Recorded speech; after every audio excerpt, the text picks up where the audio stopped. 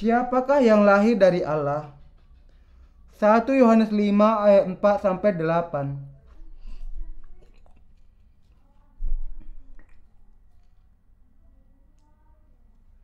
Sebab semua yang lahir dari Allah mengalahkan dunia.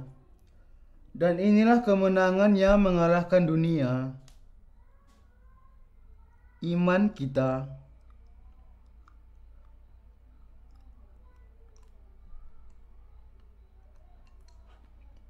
Siapakah yang mengalahkan dunia? Selain daripada Dia yang percaya bahwa Yesus adalah anak Allah. Inilah Dia yang telah datang dengan air dan darah, yaitu Yesus Kristus,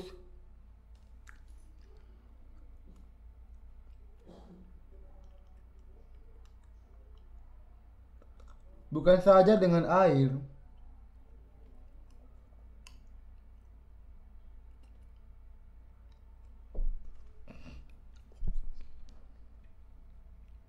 tetapi dengan air dan dengan darah. Dan Roh-Lah yang memberi kesaksian, karena Roh adalah kebenaran. Sebab ada 3 yang memberi kesaksian di dalam surga, Bapa, Firman, dan Roh Kudus, dan ketiganya adalah satu. Dan ada 3 yang memberi kesaksian di bumi, roh dan air dan darah, dan ketiganya adalah satu.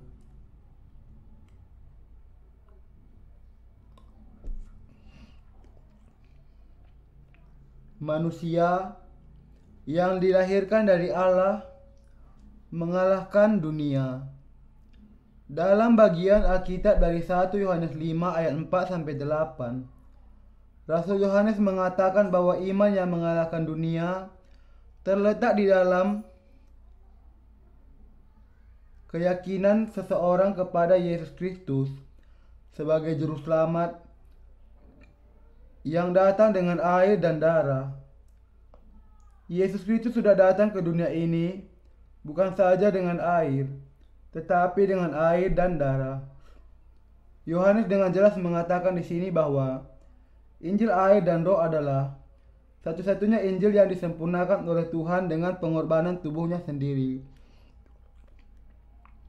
Ketika Rasul Yohanes menyebutkan, sebab semua yang lahir dari Allah mengalahkan dunia, 1 Yohanes 5 ayat 4, yang dimaksudkannya dengan dunia adalah dosa. Karena iblis si jahat menguasai dunia ini. Efesus 2 ayat 2, kata dunia sering dipakai sebagai sinonim untuk dosa di dalam Alkitab. Dan maut menguasai seluruh manusia dengan dosa. Karena dosa memisahkan kita dari Allah, sumber kehidupan kita. Roma 5 ayat 12 sampai 17. Namun, Allah begitu mengasihi dunia ini sehingga Ia memberikan anaknya yang tunggal. Dan anaknya Yesus Kristus sudah menyelamatkan kita dari segala dosa kita dengan Injil air dan Roh. Apakah Anda percaya kepada Yesus Kristus yang datang dengan air dan darah sebagai Tuhan dan Juru Selamat Anda? Bagian Alkitab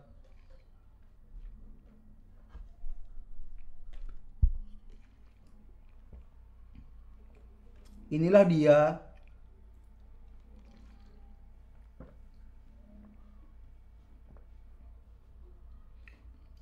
yang telah datang dengan air dan darah, yaitu Yesus Kristus.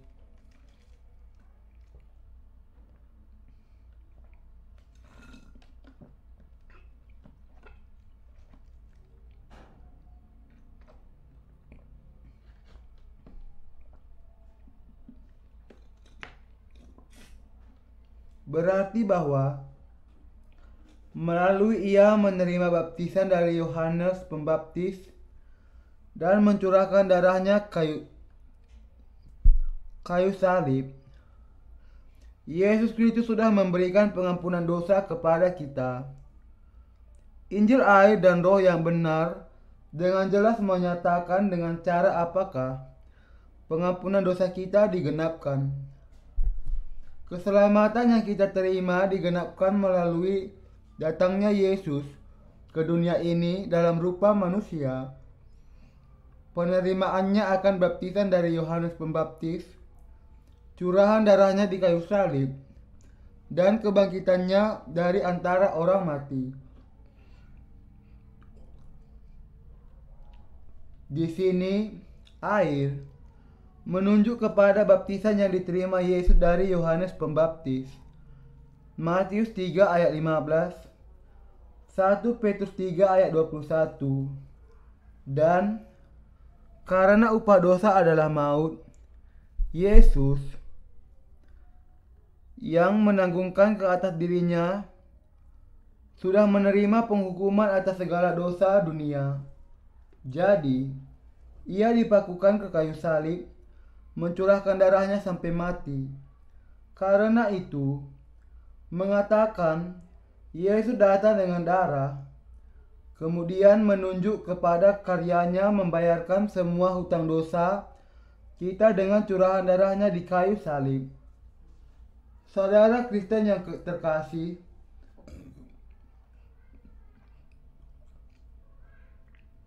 Anda sekarang membuka Injil air dan roh yang diberikan Tuhan Yesus di dalam kebenaran air dan darah. Sekarang kita berdiri teguh di dalam Yesus Kristus, dan Ia sudah menjadikan kehidupan bagi kita semua melalui air dan darah. Kita harus mendengarkan kepada firman kebenaran yang adalah kehidupan itu sendiri melalui Injil air dan roh. 1 Yohanes 5 ayat 6 menegaskan, dan rohlah yang memberikan kesaksian, karena roh adalah kebenaran. Di sini, roh menunjuk kepada Allah Tritunggal, yaitu Allah Bapa, Allah Anak, dan Roh Kudus. Allah Bapa sudah merencanakan keselamatan kita. Allah Anak sudah melaksanakan rencana itu melalui air dan darah. Dan Roh Kudus menjamin kebenaran di dalam keselamatan dari Allah. Karya Allah di dalam zaman Perjanjian Baru adalah pengajaran dan pekerjaan Yesus Kristus, serta kesaksian Roh Kudus atas semuanya itu. Kita harus percaya bahwa Allah sudah menyelamatkan kita dari segala dosa dunia melalui air, darah, dan Roh Kudus.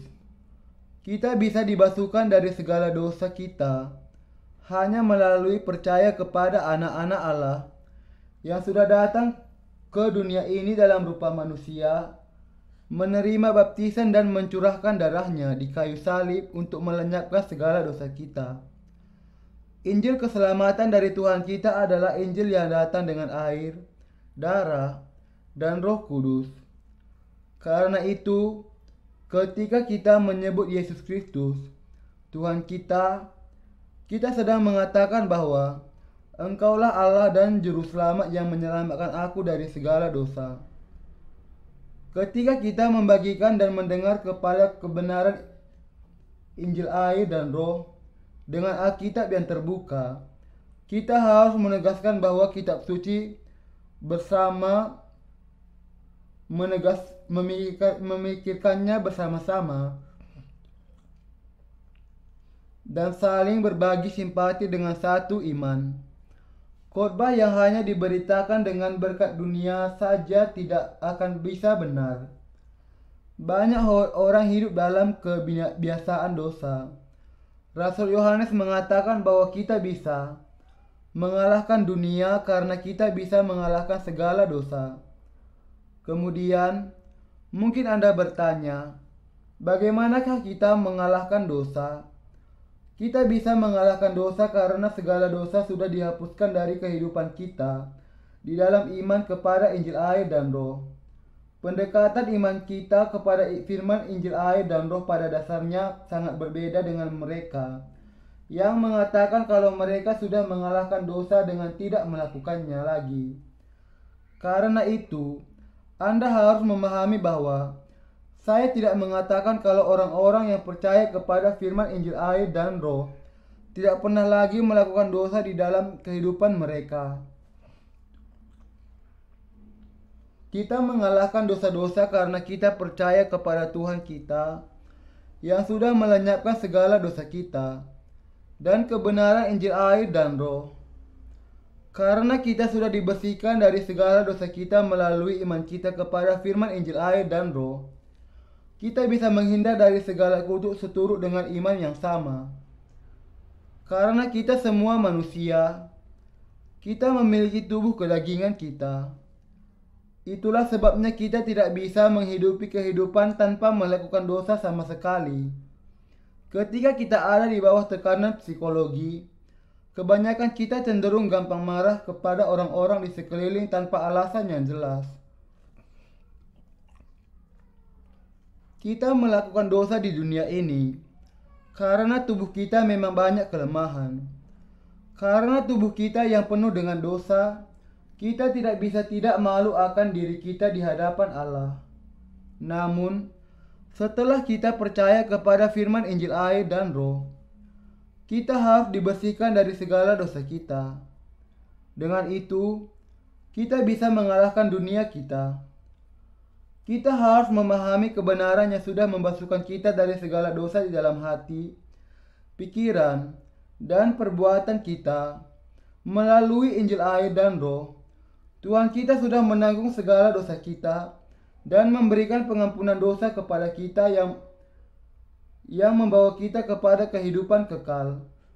Sementara kita hidup di dunia ini, kita harus percaya kepada Injil air dan roh, yang adalah kebenaran pembasuh dosa. Kemudian, kita akan bisa mengalahkan dunia. Pada zaman Nuh, Allah memutuskan untuk menghukum manusia atas kejahatan mereka. Namun, untuk memberikan kasih karunia kebenaran kepada keluarganya atas dasar anugerah keselamatannya, Allah memerintahkan mereka untuk membangun sebuah bahtera. Ini untuk menunjukkan rancangannya bagi keselamatan manusia dari segala dosa mereka. Untuk membangun bahtera, Allah sudah secara khusus memerintahkan Nuh untuk memakai kayu gofir. Dan semuanya harus kau tutup dengan pakal dari luar dan dari dalam. Kejadian 6 ayat 14. Ketika Nuh menyusun kayu gofir itu untuk menjadikannya bahtera, ada celah yang terjadi di antara papan-papan kayu itu. Sangat jelas bahwa air akan bisa masuk merembes di antara celah itu. Teramat penting untuk sebuah perahu untuk membuatnya bisa tahan air. Karena itulah, Ia memerintahkan agar Nuh menutup bahtera dengan pakal dari luar dan dari dalam. Tutup yang dibuat oleh Nuh atas bahtera itu adalah gambaran untuk kebenaran pembebasan dari dosa yang diberikan Tuhan kepada kita melalui firman Injil air dan roh. Kita melakukan dosa dari dalam dan dari luar, di dalam hati dan juga dengan tubuh kita. Sebagaimana Nuh menutup dengan pakal dari dalam dan dari luar, kita juga harus dibasuh dari dalam dan dari luar dengan iman kita kepada firman Injil air dan roh. Karena itu, kalau kita mau menerima pengampunan dosa yang sempurna, kita harus percaya kepada Injil air dan roh. Pakal rohani yang diberikan Allah kepada kita hari ini adalah kebenaran Injil air dan roh. Sebagaimana yang saya jelaskan sebelumnya, kita melakukan dosa di hadapan Allah sejak hari kelahiran sampai napas terakhir hidup kita. Karena kita memiliki tubuh daging kita, mustahil bagi kita untuk menghidupi kehidupan kita tanpa melakukan dosa. Tubuh kita begitu terbiasa dengan dosa, sehingga kita tidak bisa meninggalkan kebiasaan dosa sampai hari kematian kita. Jadi, kecuali kalau kita percaya kepada Injil air dan Roh, kita tidak akan bisa bebas dari dosa. Semua manusia melakukan dosa karena hati kedagingan mereka bangkit atas keinginan daging mereka. Itulah sebabnya kita harus percaya kepada Injil air dan Roh dengan semakin teguh. Namun, bahkan orang-orang yang percaya kepada Injil air dan Roh tidak boleh lupa bahwa mereka juga adalah makhluk yang tidak senantiasa melakukan dosa. Namun, orang-orang yang percaya kepada Injil air dan Roh tidak memiliki dosa karena iman mereka yang pasti kepada Injil yang benar, yang berasal dari Allah. Injil menurut Markus menuliskan mengenai 12 jenis hakikat dosa manusia yang melakukan dosa sejak hari pertama di dunia ini sampai hari terakhir mereka, yaitu sebab dari hati orang timbul segala pikiran jahat, percabulan, pencurian, pembunuhan, perzinahan, keserakahan, kejahatan, kelicikan, hawa nafsu, iri hati, hujat, kesombongan, kebebalan. Semua hal-hal jahat ini timbul dari dalam dan menajiskan orang. Markus 7 ayat 21 sampai 23. Keinginan jahat seseorang bergerak dari hati kepada pikiran seseorang. Dan kalau orang itu gagal mengendalikan pikiran jahatnya, maka orang itu akan melakukannya di dalam tindakan. Jadi, Tuhan mengatakan bahwa apa yang keluar dari dalam hati seseorang itulah yang menajiskannya.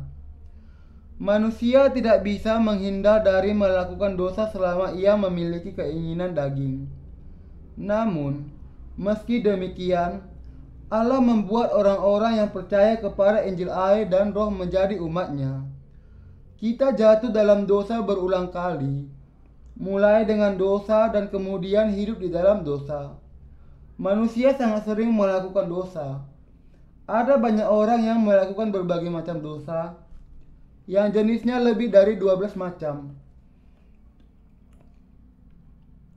dalam sehari. Sementara berusaha untuk menggenapi keinginan daging mereka. Ada orang-orang lain yang untuk sesaat hanya melakukan dosa di dalam hatinya, 12 macam dosa itu, dan kemudian dalam beberapa bulan sungguh-sungguh melakukan semua dosa itu.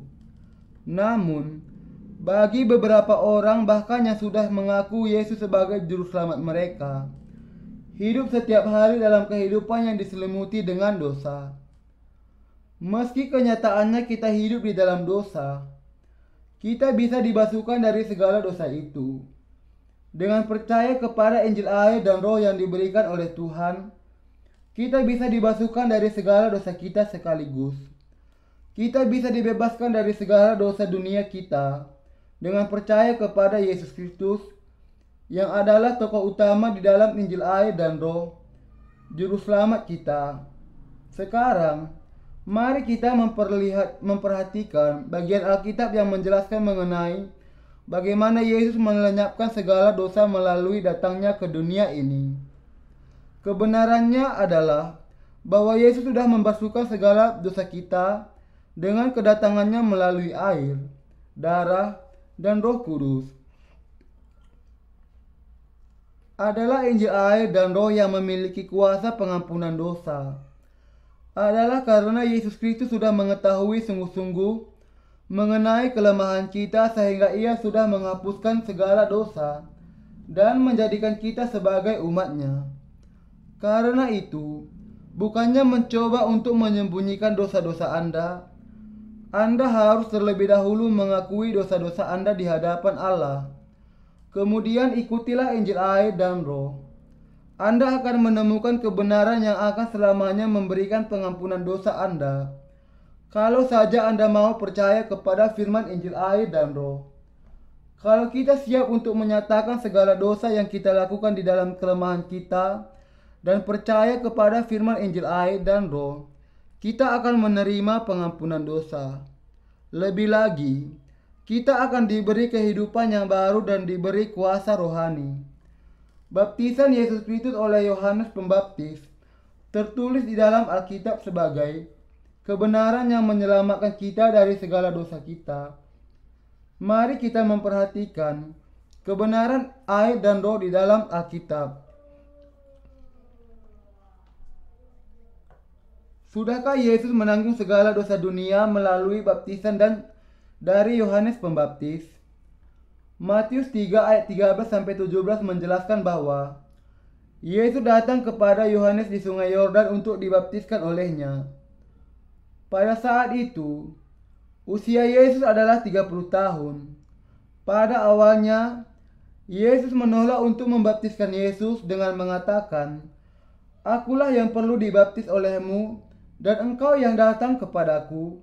Matius 3 ayat 14. Karena ia tahu bahwa ia adalah Allah yang berinkarnasi. Kemudian, Yesus dengan serius mengatakan kepada Yohanes, "Biarlah hal itu terjadi, karena demikianlah sepatutnya kita menggenapkan seluruh kebenaran Allah."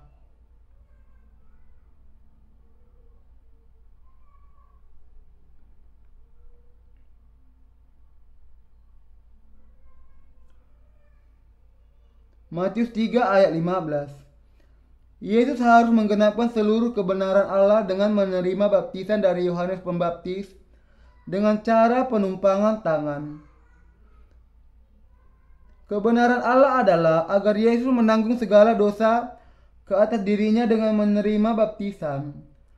Saat yang bersejarah ini, ketika Yesus menundukkan kepalanya di hadapan Yohanes Pembaptis, dan Yohanes Pembaptis membaptiskan dia dengan menumpangkan tangan ke atas kepala Yesus, adalah saat yang paling penuh mujizat di dalam sejarah alam semesta.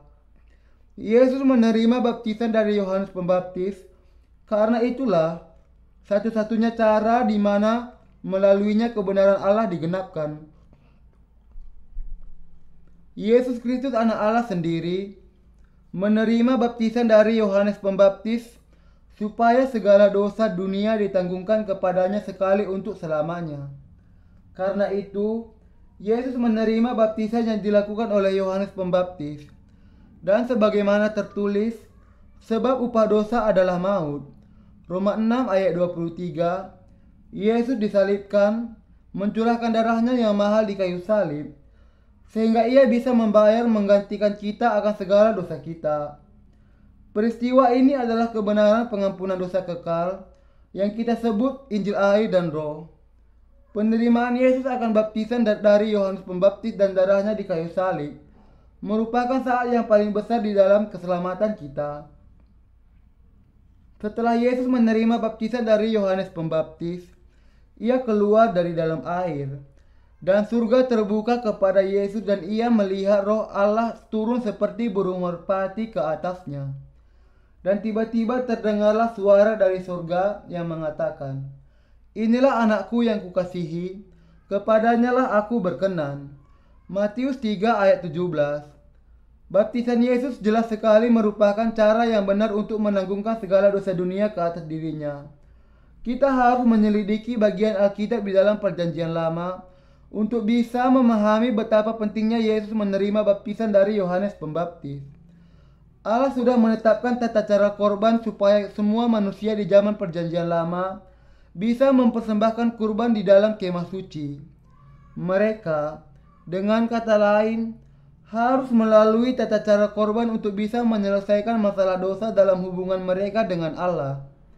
Dengan demikian, manusia di zaman Perjanjian Lama bisa berdamai dengan Allah lagi melalui korban penghapus dosa yang diberikan dengan penumpangan tangan dan darah binatang korban. Allah sudah menuntut adanya domba atau kambing yang tak bercacat untuk tujuan pengorbanan bagi dosa-dosa mereka. Dengan penumpangan tangan dari Yohanes Pembaptis, segala dosa manusia ditanggungkan kepada Yesus. Imamat 4 ayat 1-4 mengatakan, Tuhan berfirman kepada Musa, katakanlah kepada orang Israel, apabila seseorang tidak dengan sengaja berbuat dosa dalam suatu hal yang dilarang Tuhan, dan ia memang melakukan salah satu daripadanya, maka jikalau yang berbuat dosa itu imam yang diurapi, sehingga bangsanya turut bersalah, haruslah ia mempersembahkan kepada Tuhan karena dosa yang diperbuatnya itu seekor lembu jantan muda yang tidak bercera sebagai korban penghapus dosa. Ia harus membawa lembu itu ke pintu kemah pertemuan ke hadapan Tuhan. Lalu ia harus meletakkan tangannya ke atas kepala lembu itu dan menyembelih lembu itu di hadapan Tuhan. Korban pendamaian, korban penghapus dosa itu, dan korban bakaran adalah korban yang memampukan manusia di zaman perjanjian lama untuk berdamai dengan Allah.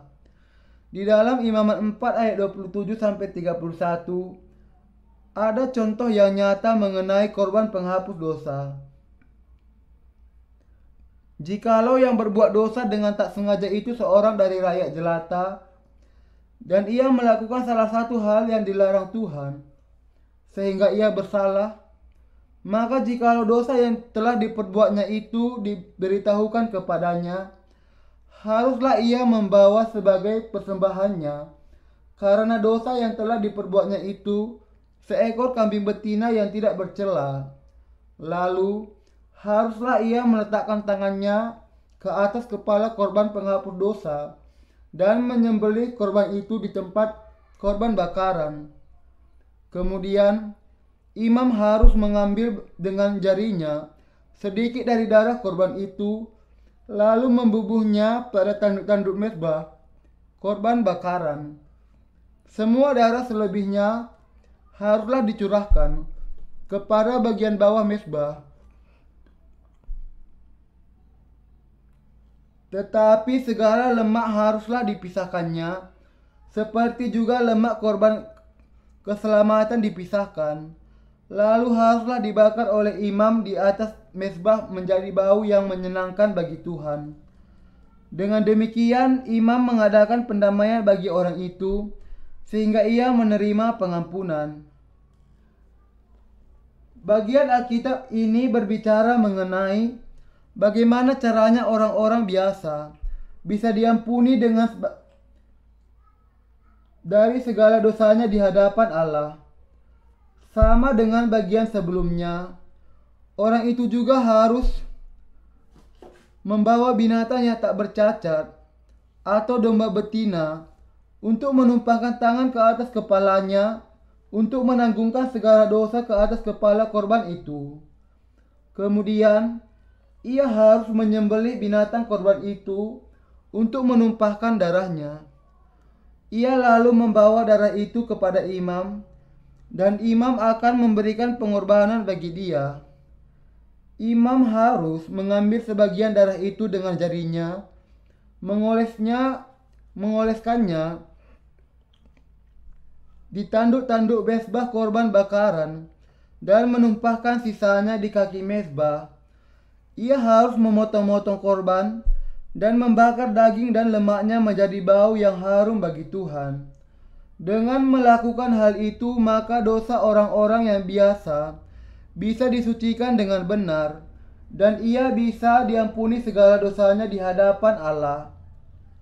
Jenis korban ini adalah untuk peristiwa di mana seseorang memahami dosa-dosanya di hadapan Allah dan sesamanya.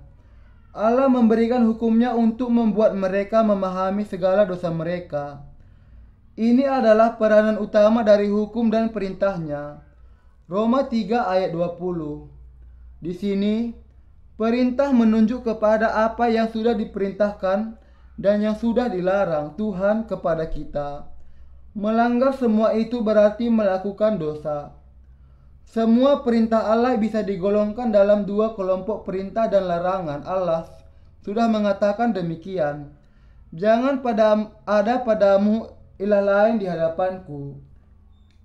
Keluaran 20 ayat 3. Tetapi kita memiliki banyak ilah lain. Dalam hal di negara saya, Korea, ada banyak agama dan ilah. Ditambah lagi, banyak orang yang melayani roh leluhur mereka dalam waktu yang lama. Animisme atau panteisme sudah menjadi fenomena yang sangat lazim di banyak suku. Orang-orang yang hidup di pegunungan percaya akan ilah gunung, sementara orang-orang yang tinggal di dekat laut melayani ilah samudra mereka. Singkatnya, agama tidaklah lain dari sekedar buatan kita sendiri akan ilah buatan. Semua suku membuat ilah masing-masing dan mempercayai semua ilah itu.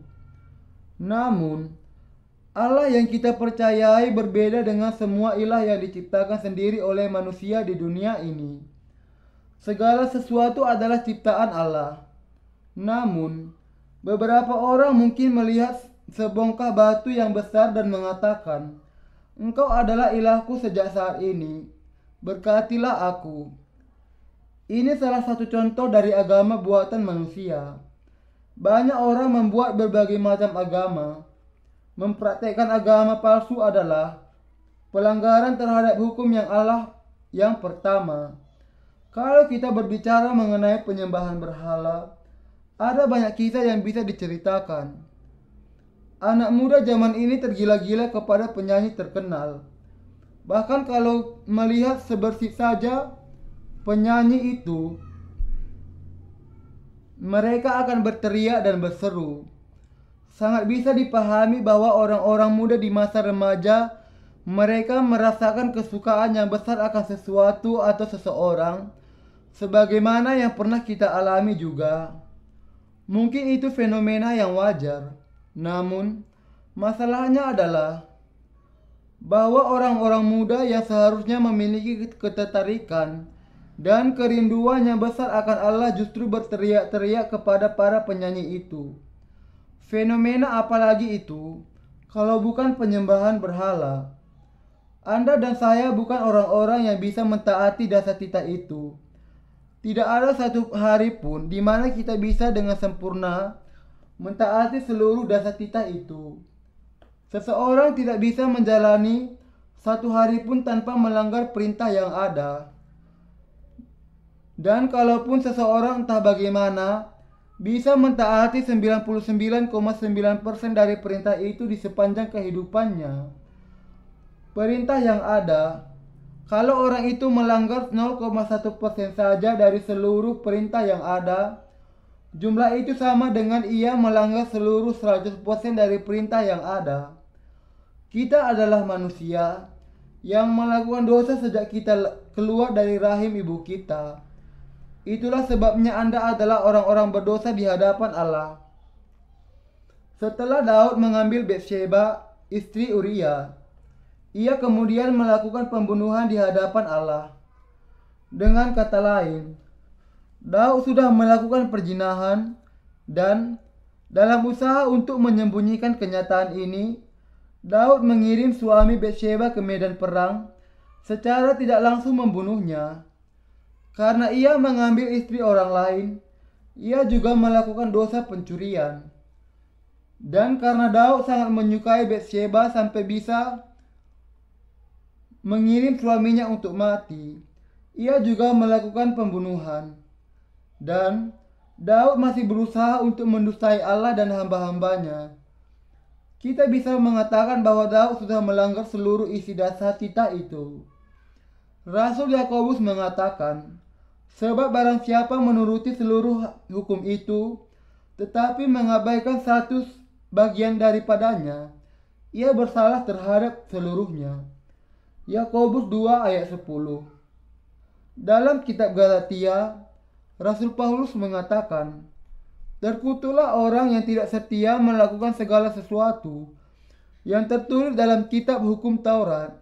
Galatia 3 ayat 10. Dengan demikian, Alkitab mengatakan bahwa semua orang tanpa kecuali sudah melakukan dosa kepada Allah. Ada tertulis di dalam Imamat 4 ayat 27 sampai 28. Jikalau yang berbuat dosa dengan tak sengaja itu seorang dari rakyat jelata, dan ia melakukan salah satu hal yang dilarang Tuhan, sehingga ia bersalah, maka jikalau dosa yang telah diperbuatnya itu diberitahukan kepadanya, haruslah ia membawa sebagai persembahannya. Karena dosa yang telah diperbuatnya itu seekor kambing betina yang tidak bercela. Orang-orang Israel juga melakukan dosa tanpa sengaja. Pada awalnya, mereka bahkan tidak tahu apa yang mereka lakukan. Tetapi, cepat atau lambat, mereka kemudian memahami di hadapan Taurat Allah bahwa mereka sudah melakukan dosa di hadapan Allah. Kemudian, mereka harus memberikan korban penghapus dosa kepada Allah.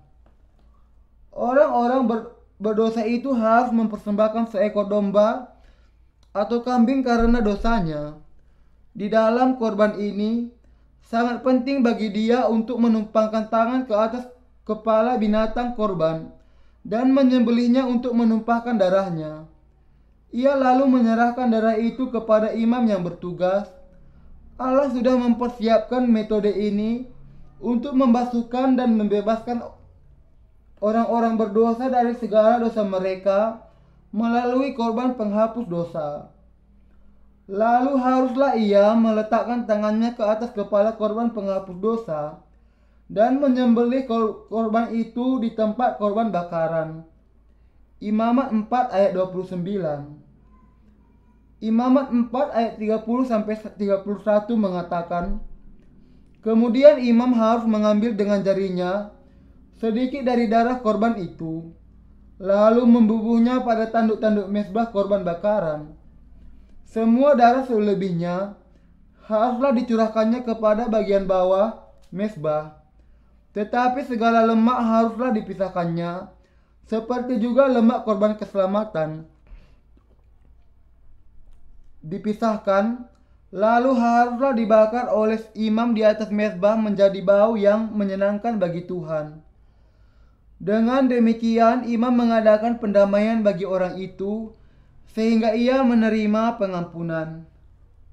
Baik korban pendamaian maupun korban penghapus dosa, orang-orang berdosa harus menumpangkan tangan ke atas kepala binatang korban. Alasannya adalah agar dosa-dosa orang-orang berdosa itu bisa ditanggungkan kepada binatang korban itu. Setelah dosa ditanggungkan dari orang-orang berdosa kepada binatang korban, leher binatang korban harus disembelih untuk mencurahkan darahnya. Darah yang disebutkan di dalam bagiannya mengatakan, mengambil dengan jarinya sedikit dari darah korban itu, lalu membubuhnya pada tanduk-tanduk mezbah korban bakaran, adalah hakikat dari kehidupan yang sebenarnya. Allah menganggap orang-orang di zaman perjanjian lama sebagai tidak memiliki dosa dengan menerima korban yang layak bagi dosa-dosa orang itu. Yesus Kristus, yang adalah Allah dalam rupa manusia, menanggung segala dosa kita ke atas dirinya dengan menerima baptisan. Bagi kita, ia mati di kayu salib, mencurahkan darahnya sampai mati. Ia bangkit kembali dari kematian dan sudah menjadi Tuhan dan Juru Selamat kita. Kita harus percaya kepada kebenaran di sisi kita.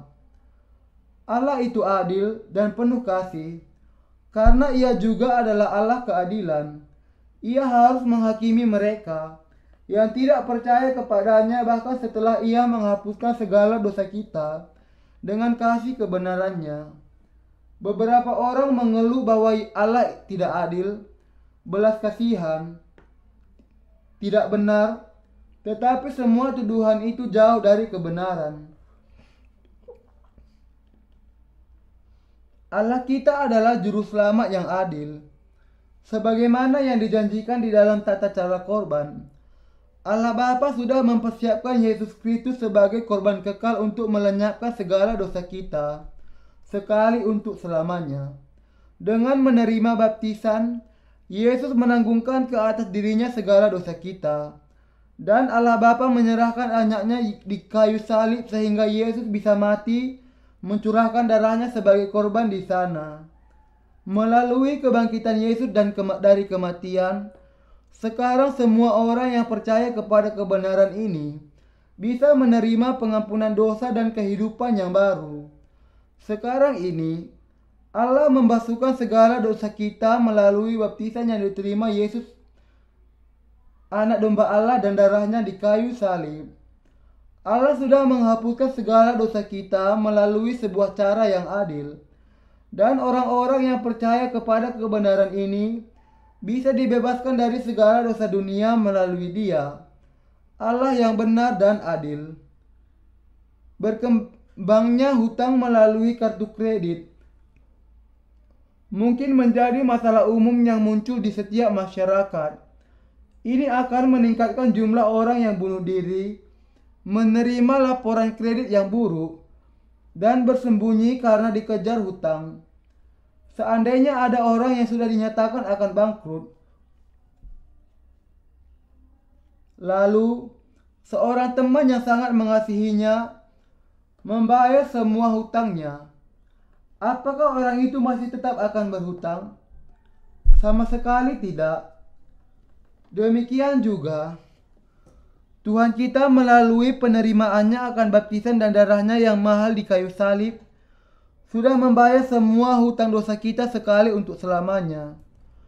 Tuhan kita sudah sepenuhnya membasuhkan kita dari segala dosa kita melalui Injil air dan Roh.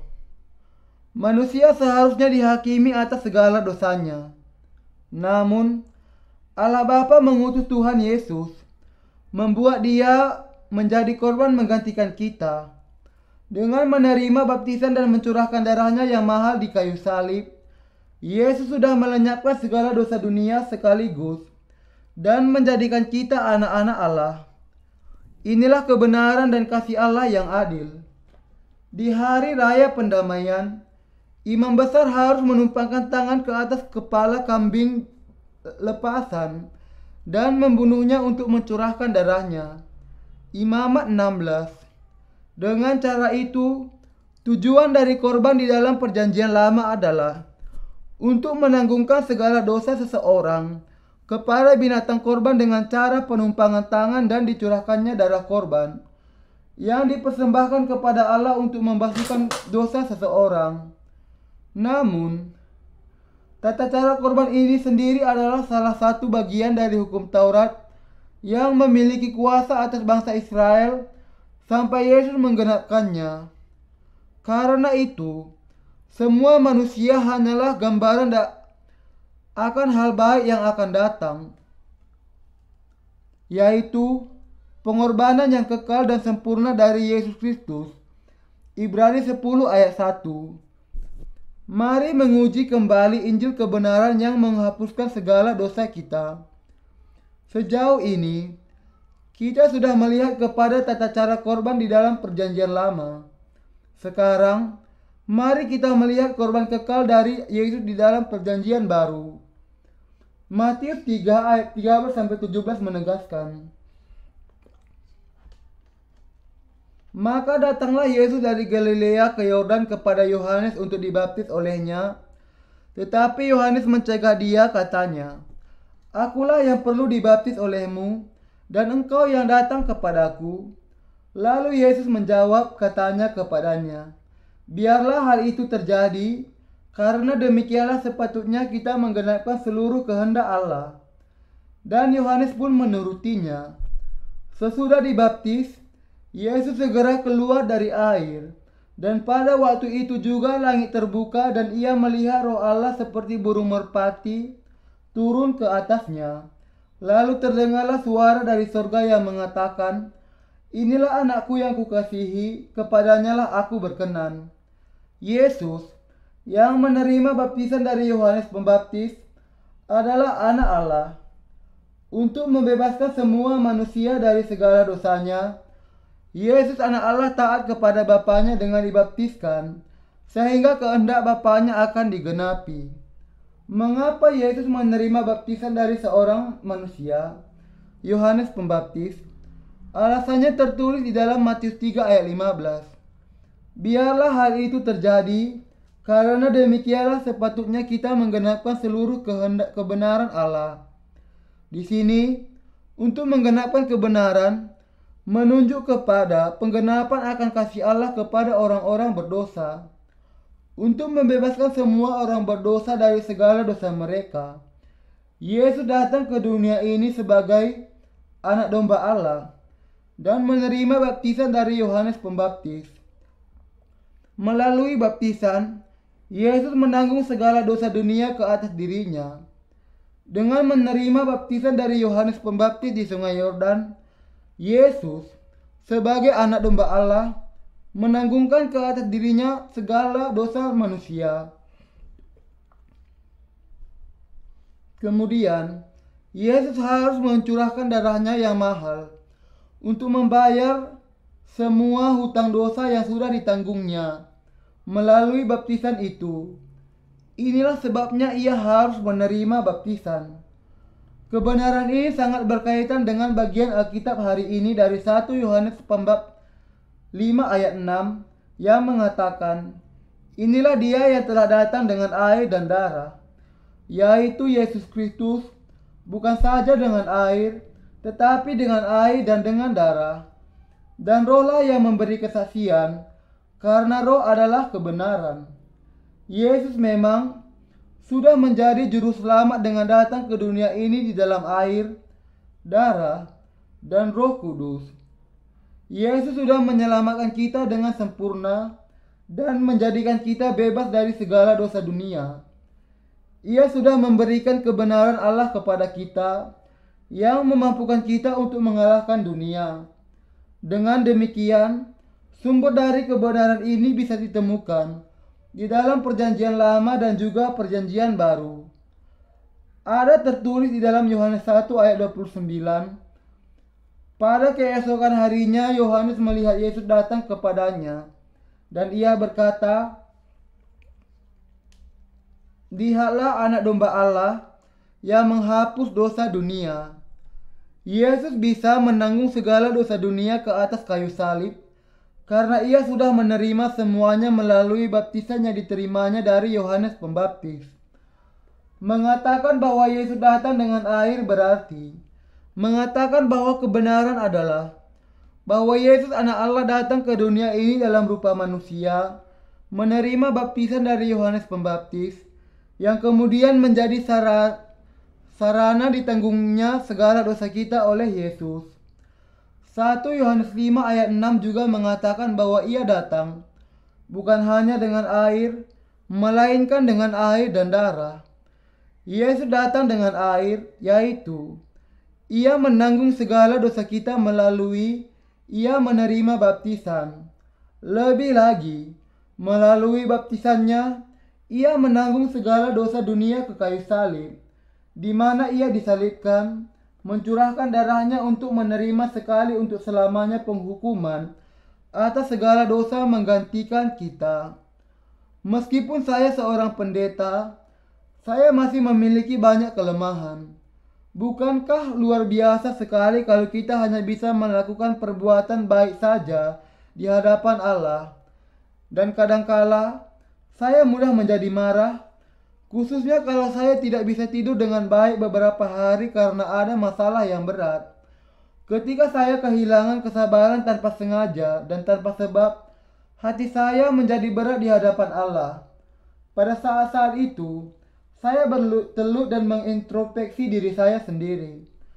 Saat saya mendapati dosa jenis ini dan itu di dalam diri saya mengakui kepada Allah bahwa saya memiliki kekurangan akan hal itu dan melihat kepada firman di dalam Matius 3 ayat 15 sampai 16.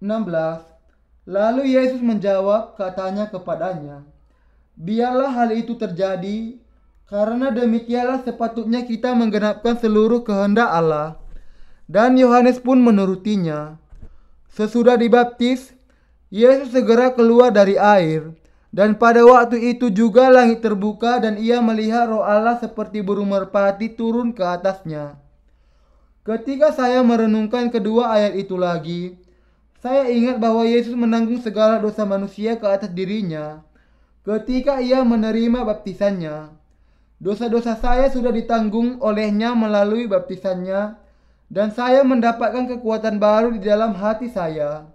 Saya diberi kekuatan oleh firman kebenaran Injil ini. Tuhan sudah membebaskan saya dari penghukuman. saya dengan menanggung segala dosa dunia ke atas dirinya melalui baptisan dari Yohanes Pembaptis dan kemudian menerima penghukuman dosa-dosa saya dengan mencurahkan darahnya yang mahal. Tindakan kebenaran Yesus bukan hanya untuk saya tetapi juga untuk Anda. Tidak peduli bagaimanapun kelemahan kita, di dalam iman kita kepada firman Injil air dan roh, hati kita dibasuhkan dengan iman yang sama. Baptisan yang diterima Yesus dari Yohanes Pembaptis cukup untuk memindahkan segala dosa dunia kepada Yesus. Dengan menerima baptisan dari Yohanes Pembaptis, Yesus menanggungkan kepada dirinya segala dosa manusia. Jadi, Yesus juga menanggung segala dosa Anda dan saya kepada dirinya juga. Segala dosa yang kita lakukan sejak kita lahir sampai hari kematian kita termasuk di dalam segala dosa dunia. Kita untuk bisa memberikan pengampunan atas segala dosa itu kepada kita, Yesus menerima baptisan, menanggung ke atas dirinya segala dosa dunia sekaligus, dan membasuhkan kita dari segala dosa kita melalui curahan darahnya yang mahal. Di dalam Injil air dan roh, Allah sudah memberikan kepada kita kuasa untuk melenyapkan segala dosa orang percaya. Rasul Yohanes mengatakan, sebab semua yang lahir dari Allah mengalahkan dunia. Dan inilah kemenangan yang mengalahkan dunia, iman kita. 1 Yohanes 5 ayat 4. Iman yang benar di dalam Tuhan kita adalah iman kepada Yesus Kristus yang datang dengan air dan darah sebagai Tuhan dan Juru Selamat kita. Yesus menerima baptisan selam dari Yohanes Pembaptis. Cara yang dipakai oleh beberapa orang di zaman ini dengan mencurahkan seember air adalah cara yang informal untuk baptisan. Baptisan yang diterima Yesus dari Yohanes Pembaptis adalah demikian. Yesus masuk ke tengah air sungai Yordan yang mengalir dan menundukkan kepalanya di depan Yohanes Pembaptis. Yohanes Pembaptis kemudian menempatkan tangannya di atas kepala Yesus dan menyelamkannya ke dalam air.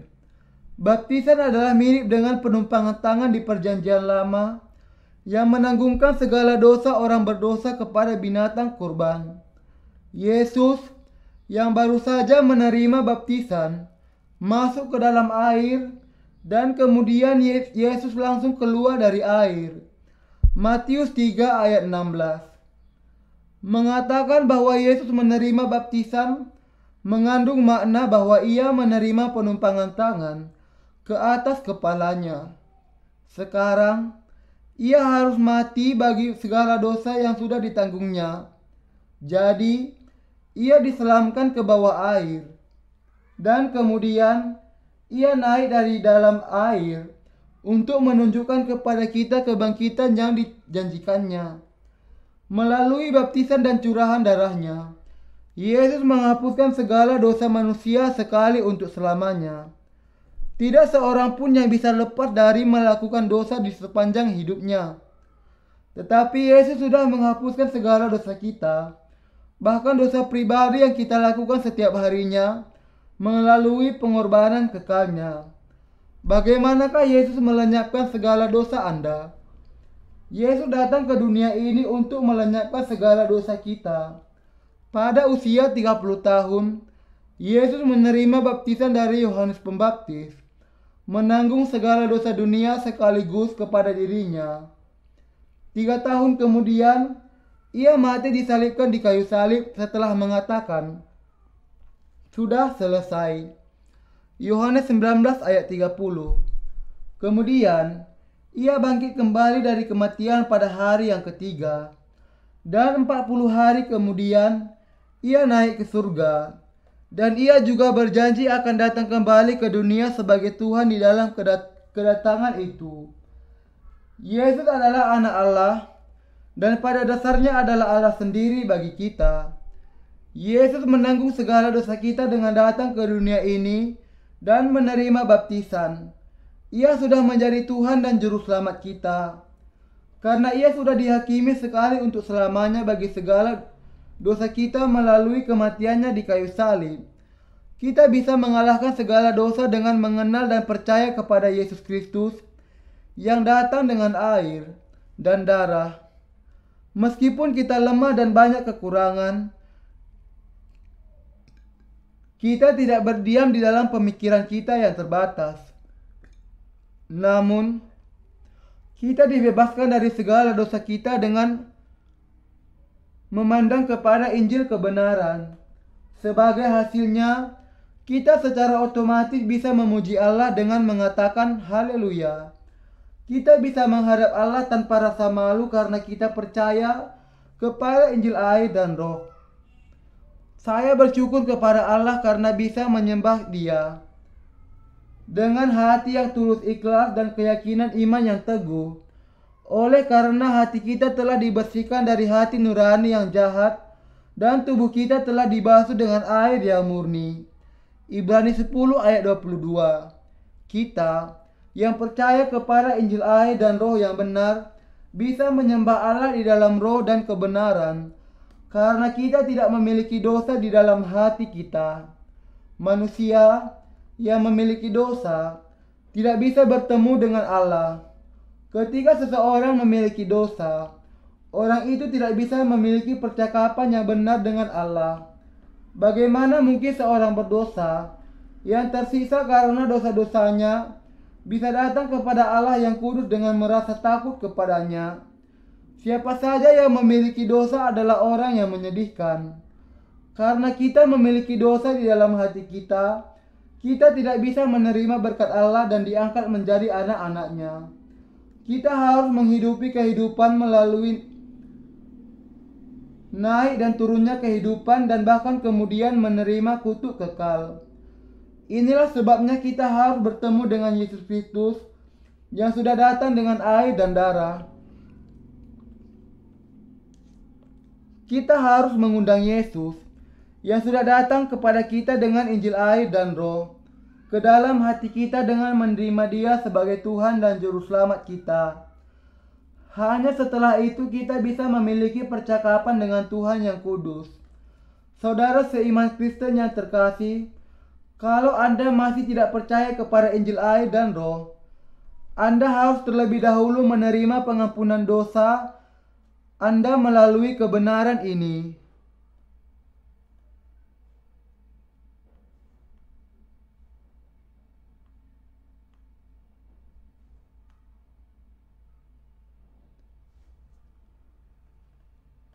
Allah yang memberikan Injil air dan Roh memiliki kuasa untuk melenyapkan segala dosa orang percaya sekaligus. Biar bagaimanapun kelemahan kita, kita tidak terikat lagi untuk melakukan dosa karena kita akan mengalahkan dunia dengan iman kita kepada Injil air dan Roh. Meskipun kita melakukan dosa di dalam kelemahan kita, kita masih bisa hidup dengan benar tanpa ada dosa di dalam hati karena kita percaya kepada Injil yang berkuasa. Kita tidak akan menderita karena ikatan dosa melalui iman kita kepada firman Injil air dan Roh. Sebagaimana yang dicontohkan, orang-orang yang percaya kepada Injil air dan Roh bisa mengalahkan dunia dan iblis melalui iman kita kepada Injil kebenaran ini. Mereka dengan iman yang demikian bisa berkenan kepada Allah. Di dalam kebenaran ini, kita juga bisa memberikan persembahan iman dengan ucapan syukur. Jadi, kita bisa penuh syukur kepada Allah dalam setiap keadaan, mendekat kepada Allah seperti Raja Wali yang melayang di angkasa. Allah sudah memberkati kita dengan keselamatan. Padahal kita sebenarnya ditentukan untuk menerima hukuman kekal.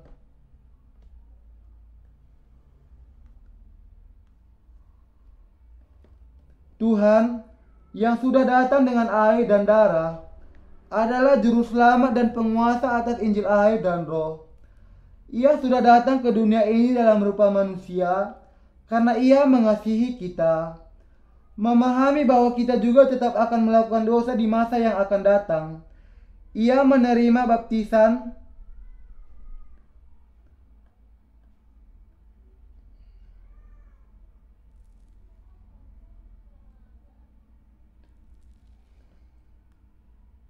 dari Yohanes Pembaptis pada usia 30 tahun. Baptisannya menanggungkan segala dosa kita kepada dirinya sekali untuk selamanya. Yohanes 1 ayat 29 menjelaskan sekali bagaimana Yesus menanggung beban yang berat segala dosa dunia itu. Lihatlah, anak domba Allah yang menghapus dosa dunia. Beberapa orang hidup dalam khayalan dan merasa bahwa mereka tidak memiliki dosa selama mereka tidak menerapkan dosa-dosa di dalam hati mereka.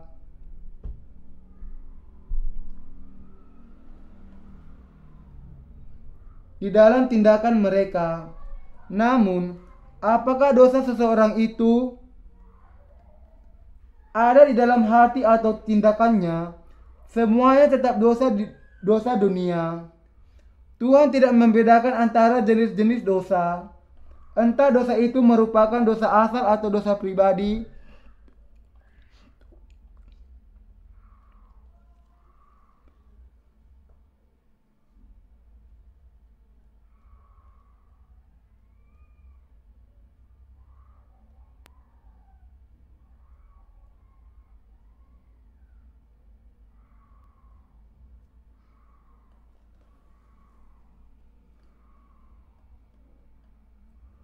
Tuhan sudah menanggung segala dosa itu melalui baptisan yang diterimanya dari Yohanes Pembaptis dan menerima penghukuman atas segala dosa manusia.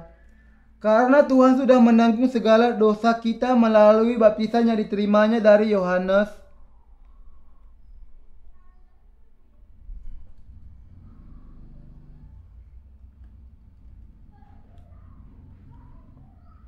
Pembaptis dan menerima penghukuman atas segala dosa manusia.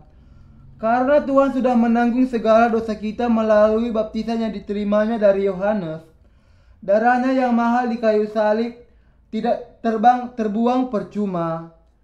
Dengan pengorbanannya, ia bisa menggenapkan kasih dan keadilannya, sebagaimana yang tertulis di dalam Roma 6 ayat 23.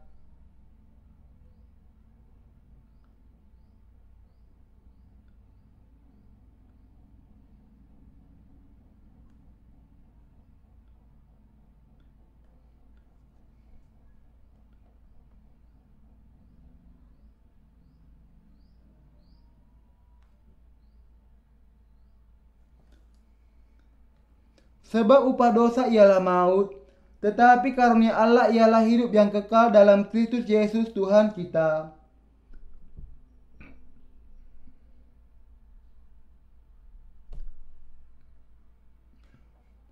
Setelah dibaptiskan oleh Yohanes Pembaptis, Yesus disalibkan menggantikan kita.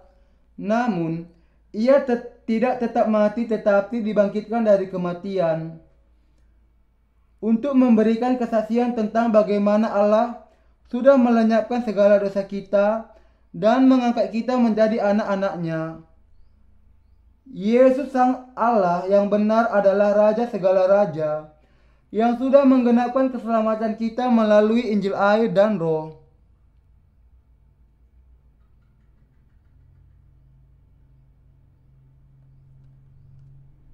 Yesus datang ke dunia ini dengan Injil air dan Roh dan menyelamatkan orang berdosa. Sementara Yesus sudah menanggung segala dosa manusia melalui baptisannya. Ia diejek dan ditolak oleh manusia yang penuh dengan kesengsaraan dan kepedihan. Yesaya 53 ayat 3. Namun, manusia salah kepada paham akan keselamatannya dan percaya hanya kepada darahnya di kayu salib. Kebanyakan orang Kristen masih tidak bisa melihat Yesus Kristus sebagai yang datang di dalam kebenaran Injil air dan Roh. Di zaman ini,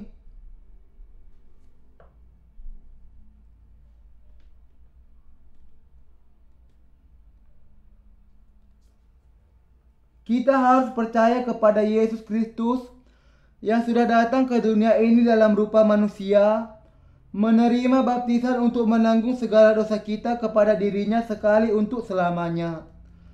Kita harus percaya bahwa Yesus menanggung segala dosa dunia ke kayu salib, di mana Ia mencurahkan darahnya sampai mati, dan bahwa Ia bangkit kembali dari kematian untuk menggenapkan keselamatan dari Allah sekali untuk selamanya. Apakah Anda percaya hanya kepada darah Yesus? Atau apakah Anda percaya kepada Yesus sebagai juru selamat yang menerima baptisan di Sungai Yordan untuk menanggung segala dosa manusia kepada dirinya dan mencurahkan darahnya di kayu salib? Kita harus percaya kepada Injil air dan Roh. Percaya hanya kepada darah di kayu salib adalah setengah dari iman. Karena banyak orang belum memahami kebenaran ini, mereka hidup dalam kebodohan yang tidak bisa membasuhkan segala dosa mereka. Inilah sebabnya kita yang sudah diselamatkan dengan percaya kepada kebenaran Injil air dan Roh harus memberitakan Injil kebenaran kepada semua orang di dunia ini. Inilah kehendak Tuhan kepada kita. Kita harus percaya kepada Yesus bukan hanya dengan perasaan saja, tetapi dengan mengikuti firman kebenaran. Kalau seseorang hanya percaya kepada darah Yesus di kayu salib saja, kita bisa mengatakan bahwa orang itu hanya percaya dengan perasaannya saja. Inilah sebabnya orang itu menjalani kehidupan yang menyedihkan, bahkan setelah ia percaya kepada Yesus Kristus. Yesus sudah memberikan kepada kita pengampunan dosa dengan datang dengan air dan darah.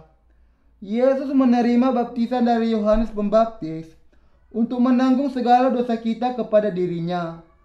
Yesus dipakukan di kayu salib untuk menerima penghukuman atas dosa-dosa kita sekali untuk selamanya.